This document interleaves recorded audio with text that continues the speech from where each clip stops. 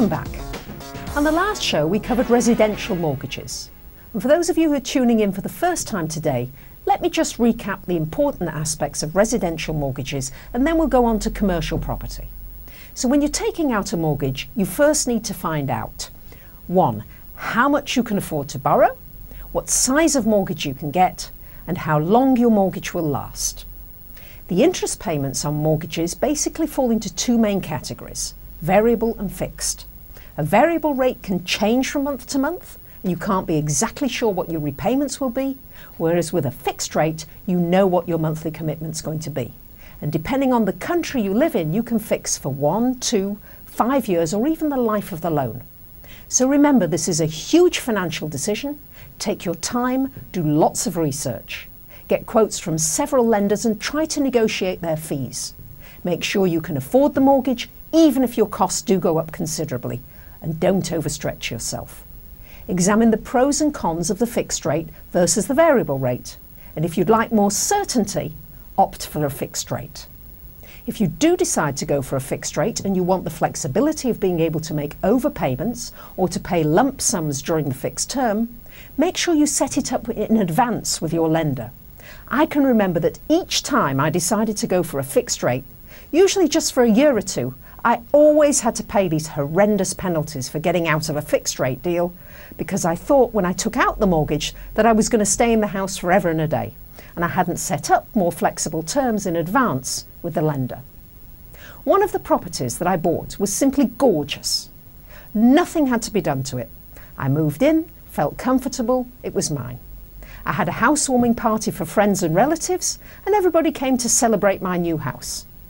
And 6 months later, 4 students wanted to rent my house for way more than I was paying for my mortgage. And I had a tiny, tiny house in my portfolio that had just become vacant. So I gave these 4 students this gorgeous house, and I moved into the tiny house. And then I had to pay all these penalties to the bank, not only because I was getting out of my fixed rate mortgage, but also because I was changing the mortgage from a residential one to an investment one. So take the time to think up all the possible changes you might like to make at the outset, and then try to negotiate this with your bank. Otherwise, you might find yourself paying hefty penalties down the line. Now let's talk a little about mortgages on investment properties. The type of loan for investment property is called buy-to-let in the UK or non-owner-occupier loan in the US, but it is a very different type of loan from your main residential property, as this is more like having a business. You earn rental income from the property, and this is what pays your mortgage. Now, most lenders offer these types of mortgages, and the lending criteria is based on the amount of rental income that the property is likely to generate, as opposed to your income. A deposit of at least 20% or more is required, and rates are slightly higher than for residential mortgages. And for people who want to invest at this time and in this economy, I recommend being very cautious about those investments. If you can buy the property for cash and you can hold on to it for years at a time and not worry about losing your investment, go for it. For other people who are looking for an income on your investments and doing so by way of mortgaging that property, I don't think this is the time to do it. But let's look at the investments that were made years ago and see how they played out. The first property that I bought when I applied for my mortgage, the bank told me I could only have a mortgage for this one property. 8 months later, I sold that property for a substantial profit.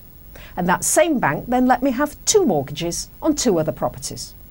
And as long as I was making my mortgage payments on time, they decided to let me have more mortgages. So within 7 years, I went from getting a mortgage on my first property for £68,000. And by the time I got out of the property business 7 years later, I had a very substantial portfolio with many, many properties worth millions of pounds. When you owe a small amount of money to the bank, chances are they're going to repossess the property if you can't make the payments. However, if you owe a huge amount of money to the bank, they'll do everything they can to help you make those payments and to give you more loans.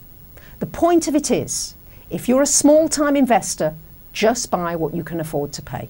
And if your risk assessment shows that you're a high-risk taker and you have the funds to at least make a running foray into the property business, you'll find the banks very willing to give you as much credit as you need because they cannot afford to let you lose.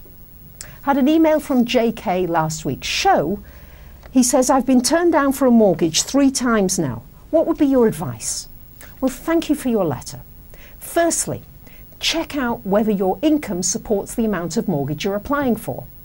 Then I would get the credit agencies to send you a copy of your credit report. It may be that in addition to the mortgage payments you will have, you're also spending a lot of money on credit card debt. That could be one of the reasons that the banks are turning you down. Your resources may be very limited. I'd look into getting a mortgage broker. Ask them how many lenders they deal with. Are they fully independent? And are they willing to search for the best deal for you? Next week, we'll be discussing home improvements.